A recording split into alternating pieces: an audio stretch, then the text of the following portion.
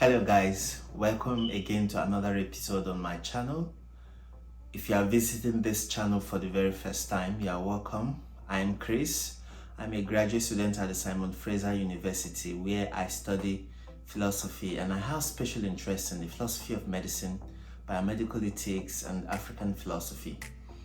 My education here at the university is fully funded and I am a Biaggioni scholar. So in this channel, I talk about fully funded scholarships and how to get them, especially scholarships for humanities students. So if you are a humanities student or any student at all and you are looking for scholarship, come on in. You are obviously in the right place. Yeah. And please don't mind my cap. It's almost winter. I don't know, today felt so cold, so I decided to wear head warmer. Okay, today's episode is actually the second part of the previous episode where I talked about the different kinds of scholarships one can get for their studies. So in today's episode I will be talking about two things. First, I will talk about fellowships, which are the third kind of the different kinds of scholarship or free money or free funding one can get for their studies. Secondly, I will tell you why these distinctions or knowing about these different kinds of scholarship really matter and better prepare you for your graduate school application or for eventually securing a scholarship.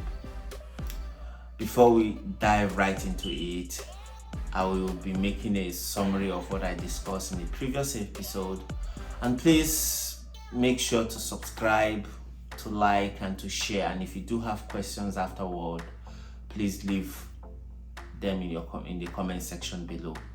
Those of you who like watching my videos without subscribing or liking, please, after enjoying this wonderful videos I make, you don't even encourage me. Please like, share and subscribe. So in the previous episode I talked about scholarships and assistantships as the two of the three different kinds of scholarships. Please, if you have not seen this video, please go back to see them and you will see the link on the description box below.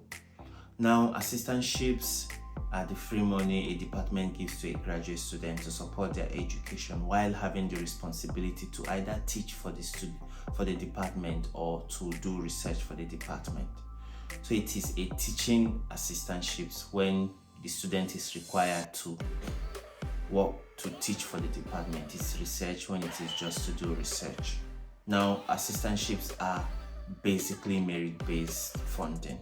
That is, they are given to a student based on their preparation to do academic research. And to get this funding, the department looks at the student's potential to do research, and they know that through a student's writing sample and research experiences, or how they are able to codify their statement of research interest. Scholarship, on the other hand, is also a free funding given to graduate or undergraduate students to support their education. It has no strings attached. You are not required to either teach or do research for the department. It is freely given. Now, it is given for both. It can be given for both graduate and undergraduate students, whereas assistantships are mostly for graduate students because of the duties and responsibility they owe to the school.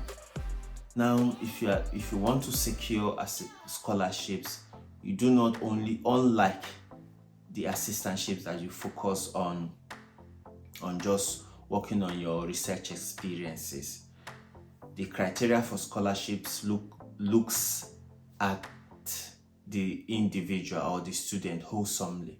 They consider the academic achievement of the student, which may include research experiences or research potentials. They look at the student's leadership experiences. They look at the student volunteer or commitment to community services, and then they look at the student professional history or research experiences. So these 4 criteria is what they look at for any given scholarship, at least according to how I have codified or categorized them.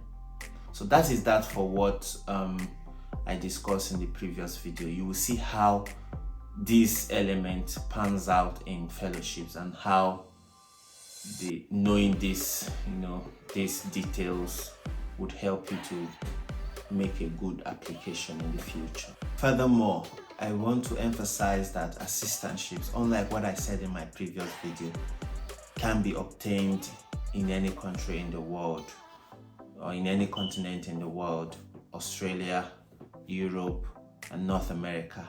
In my previous video, I did say that assistantships are exclusive to North America. It is not.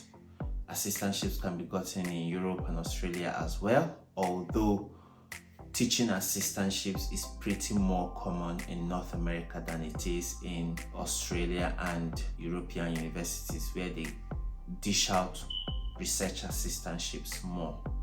Thank you, Sarah, for bringing that to my notice, and thank you, my other viewers, for all the contributions. Having said all these, we are now down to fellowship. What are fellowships? By fellowship, I do not mean Christian fellowship or fellowship of the brotherhood. No.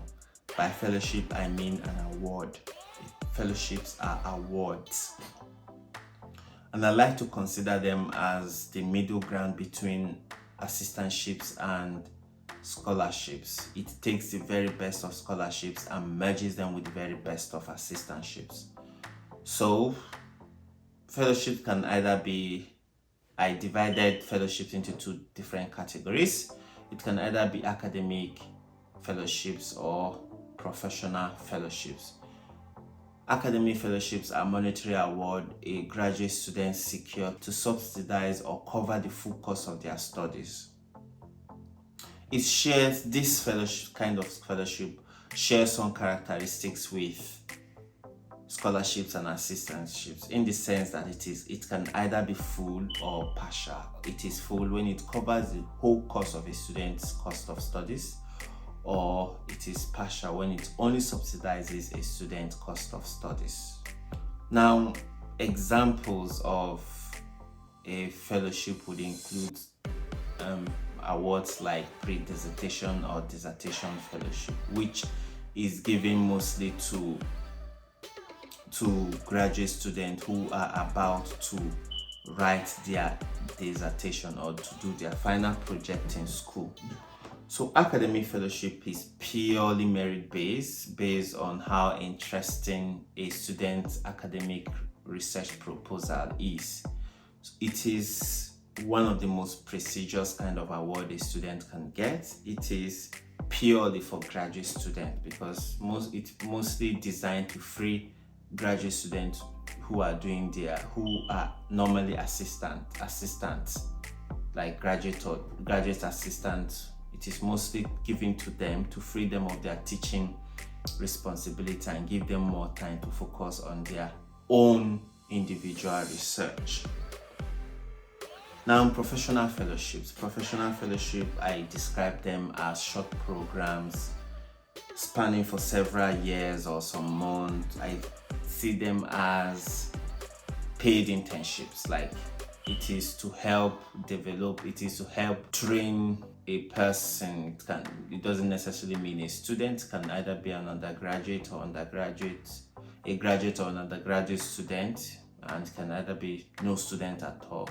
It's just to develop and give people professional experience in their chosen career, or it serves as a springboard for people who want to work in different kinds of career or the other. It is established for career or professional development. Examples of such fellowships would include MIRA fellowships, MITAC fellowship. I know someone in my school who is a MITAC fellow. Emerging Writers Fellowship, Mandela Washington Fellowship for Young African Students. And so, unlike academic fellowship and assistantships and scholarships, you do not need to be a student to get fellowships, to get professional fellowships. Just have an idea or just want to be, somebody who want to venture into a field, then you apply for this kind of fellowship. They are all prestigious. Fellowships are very prestigious and very rigorous to get into. You need, if it is for the academic fellowships, you need a stellar research proposal. You need to be, on the top of your game to secure them. Then if it is professional fellowships, you also submit a proposal, but it's not academic proposal. It can be a plan. You understand? Like, for example, if you are going for leadership summit, you must have a good idea that you want to implement in your community or things like that, or in your field, before you secure these kinds of funding. So it is, like I said, it is very rigorous and it is merit-based. Why academic fellowship is for graduate students, professional fellowships can be for anyone. So this is the two major differences between academic and professional fellowships. Don't forget, it is merit-based scholarship, merit-based kind of funding. Yeah, that is that for fellowships. I do hope I got everything I wanted to say, and I do hope that I have cleared this topic. Now that we have made these distinctions and have highlighted the different kinds of funding, why does this knowledge matter? Why do we make these distinctions? Why should I care about these distinctions? Well,